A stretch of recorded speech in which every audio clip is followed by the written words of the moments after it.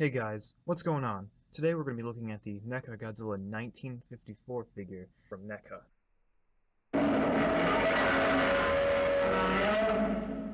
First off, this is obviously the 1954 Godzilla, which is a very, very good sculpt for what they were trying to achieve with this.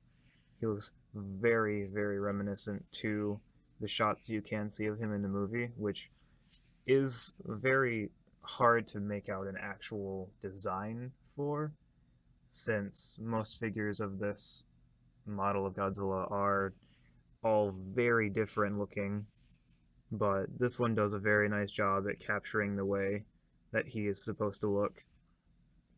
So that's really nice. They did take a lot of time to add in a lot of the folds from the suit, kind of make it look really baggy, since this was the first suit they made, so it was not very, very high tech.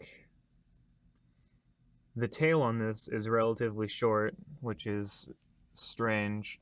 I don't know why they did that, since it wouldn't have been a problem to keep it in the 12-inch head to tail line, because it's not 12 inches anymore. So, really bizarre choice to shorten the tail so much. The spines do look very nice for the suit design. Really, really mangled and uneven looking. Definitely real good job on that. There's a lot of folds in the arm here, sculpted in, really nice. Skin texture looks really nice. Very, very good detail on that. A lot of time put in. Interesting, like, kneecaps they put on with really, really large feet.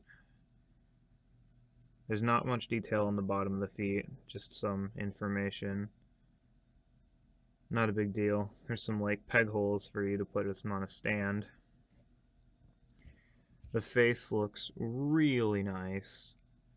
He's got that iconic down looking face there. His eyes looking down constantly at the people. It's painted in grayscale, so even the inside of his mouth is gray too. No fleshy colors in there. Really interesting choice. Ears are sculpted in, big, big eyebrows. Very, very ugly looking face. Overall, a really nice sculpt on this. Very, very reminiscent to the movie. Captures it very nicely. Little stubby legs and everything. There's a lot of folds right here too, where the suit bunched up over where the actor was inside. Very cool.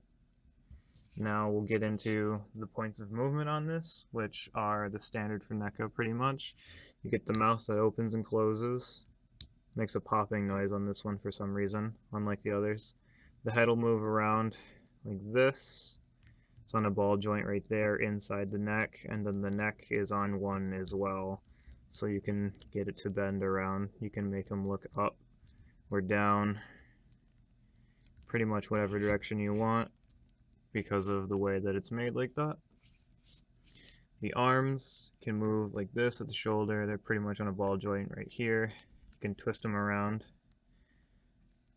Pretty good range of motion right there. The elbows are very stiff though. Very stiff. You can see the little hinge right there. It's real stiff. And they do move in and out a little bit as well. And then the hands on this one will open and close, which is really cool. There is a very large ab crunch on this one, so you can make him stand up really tall and the fins will all kind of stick together, or he can go down really far. Like, that's kind of awkward how far that goes. It's kind of goofy looking. There's this big spot right here, but you can have him look right at the ground pretty much, if you would want that. And then it'll move kind of side to side a little bit too, and around. Nice twist in there. Pretty much like the loosest ab crunch joint on any of the NECA Godzillas so far on this one. Very, very movable. The legs will go around, back and forth, like that.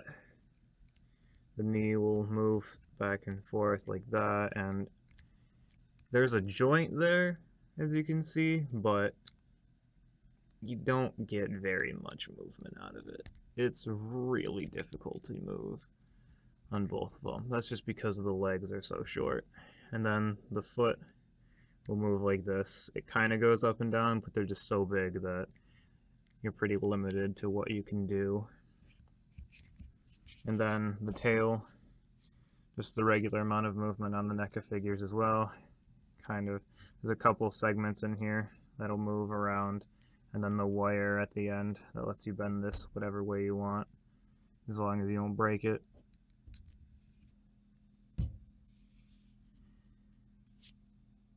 So here he is with the original Bandai Japan vinyl for the 54 Godzilla.